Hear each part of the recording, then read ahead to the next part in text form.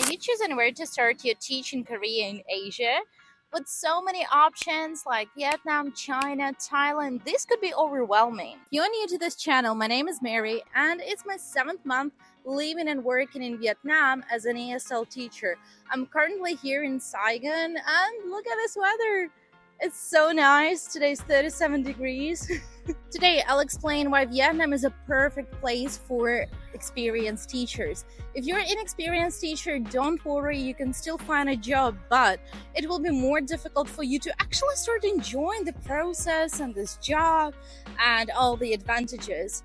So the first reason why Vietnam is a perfect place for ESL teacher because the standards are not too high, which means they're able to provide you with a stress-free jobs.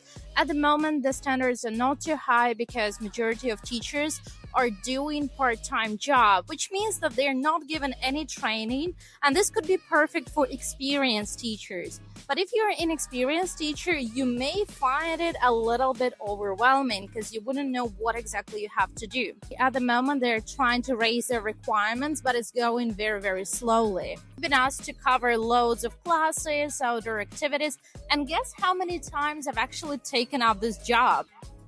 So whenever you're asked to cover some classes, do the open door activity or something else, you can simply say no. And they will accept this answer because they understand you're doing a part-time job and it's okay for you to say no. This will not affect your relationship in the future and you will still be treated nicely. This is a stress-free job. When you go home and you don't think about your work at home. When here, if you're sick, you don't even need to go to the doctor and bring the note. It's fine, they're chill. They just say, okay, no problem, go. So let me briefly fill you in how we ended up here, as it is directly related to all those reasons why I like it so much here. Last year, we were living in Aberdeen in the middle of nowhere. It was cold, it was depressing. Well, that's UK, right? The cost of living kept increasing and just everything was out of hand at some point. So we decided to go back to Asia because we needed more time to grow our business. We didn't want to go to those countries we've been to already, so the goal was to go to a new country and to stay there long term without doing any visa runs. Vietnam suited it perfectly fine. I managed to find a job where I work only 3 hours per week. They provide me with a work visa and everything is really, really smooth. So this is how we ended up here. And if you also have your main job, or if you don't mind doing multiple part-time jobs, like in different companies, this would be a perfect choice for you. My experience in Vietnam may be entirely different to what you have experienced, so please make sure to share in the comments what you went through, whether it was a good or bad experience. The next point is a point that I really, really appreciate. It is flexibility. I've been working in China for 3 years, and in 3 years, I've noticed that you're given personal leave, sick leaves, and the whole package, but you cannot really use them. And sometimes when you ask for leave, they would say, oh, no, sorry, we cannot give it to you, or you cannot use it. Or some staff members, they even were ashamed of being sick, which is not normal. They came to work, they were sick, and the whole office was sick after all. So I really, really appreciate that here I can take as many leaves as possible. 2 weeks before Lunar New Year, I requested 2 weeks leave. And then Lunar New Year, that's 2 more. So basically, I had a 1 month leave. And we wanted to travel a little bit. And instead of having this, drama or this, unpleasant conversation, my school just said, enjoy your trip, have a great time. And this is a really, really healthy attitude where you don't have to fight for it. But there is a downside to it as well. I understand that taking 2 weeks off in the middle of the term is actually unprofessional. So I allow them to behave unprofessional when I request something. For example, there were multiple times when I came for class or when I was heading to class and they just said, sorry, Mary, we forgot to tell you the class is canceled. They tell you when you arrive there or they tell you when you're on the way. And honestly, yeah, it's unpleasant, but I don't have any problem with that because they allow me to be unprofessional. Here is the thing. If you have your main source of income and that is not teaching, or you have a couple of jobs, you're all right. Like, you won't care about it because you'll have money. But if that is your main source of income, you'll be in trouble because A, you won't know how much money you're gonna earn and how many classes would be canceled, and all those little things will start annoying you.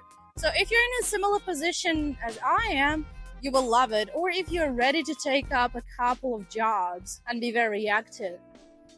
I also want to say thank you so much for everyone who followed me recently and who left so many comments in the previous video. It means the world to me. Thank you so much.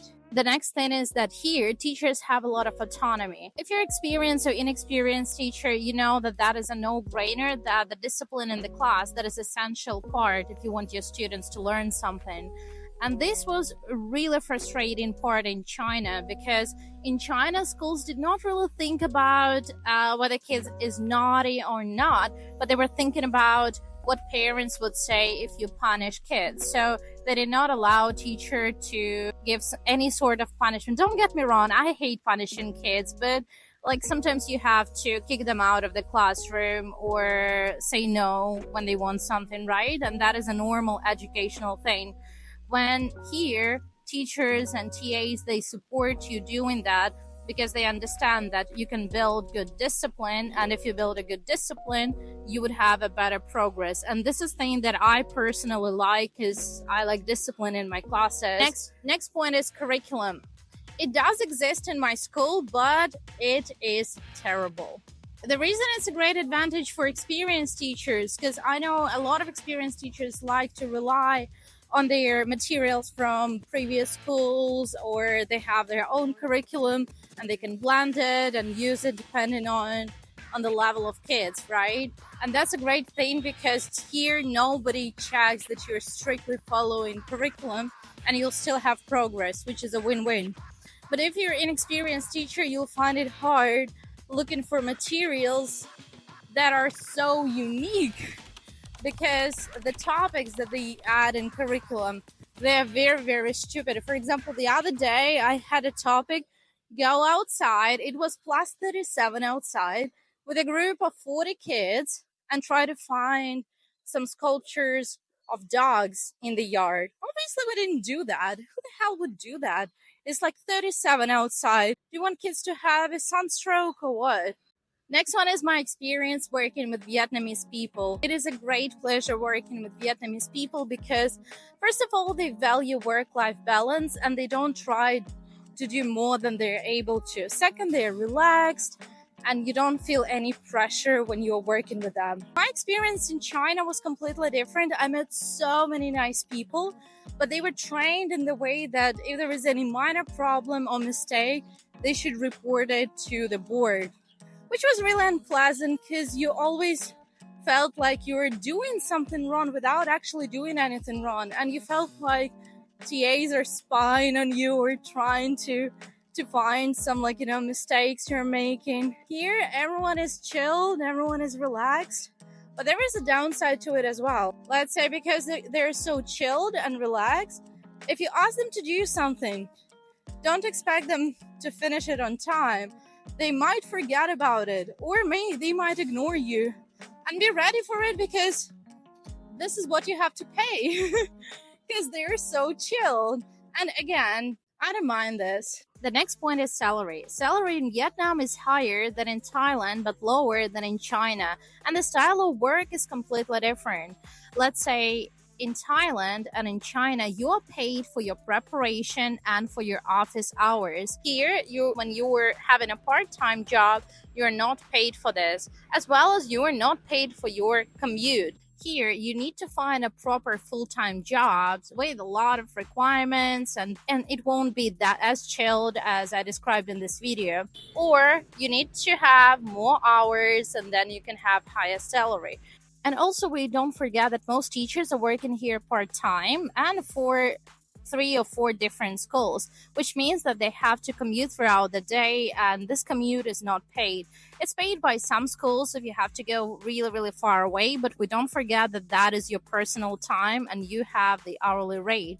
So I would say Vietnam is a perfect choice for those who are very inquisitive, who want to try working for different companies, but at the same time, who suddenly wants to have downtime and just quit doing everything, who values work-life balance. If you want to purely chase the money and salary, I suggest you go into China because they have this style of work. Oh god, that's so hot today. I'm literally melting right now. It's like 37 degrees. I don't know how I'm gonna walk home. Last but not least is how you feel in society. In China, somehow you always feel like you're doing something illegal. What do I mean by that? People are driving without driving license. Agents are doing some dodgy things with your documents.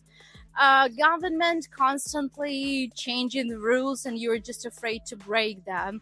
Let's say you earn money in China, but you can't really get the money out, and each time you go to the bank, even if you have a work visa, they'll still suspect that you have something to do with the money laundering, and it all creates a lot of pressure.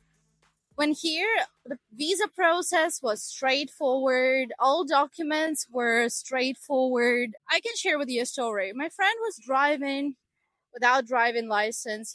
My friend was going to the airport and there was a bridge for cars. So he accidentally got on that bridge and he was stopped by the police officer. And in China, this would have been a huge drama. But here, he just asked for a small donation. He didn't ask for his driving license. He said, just put a little bit of money there and you can go. And that's it. There was no stress. There was no panic. And maybe I was lucky. Maybe some of you had a really, really bad experience here. But I would say I don't feel this pressure in society. And it's a really tiny thing, but it affects your overall experience in the country.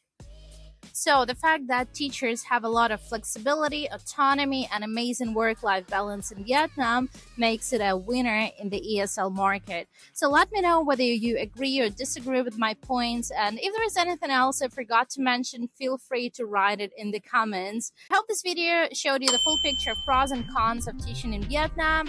If this video was useful, please don't forget to put thumbs up, and see you later.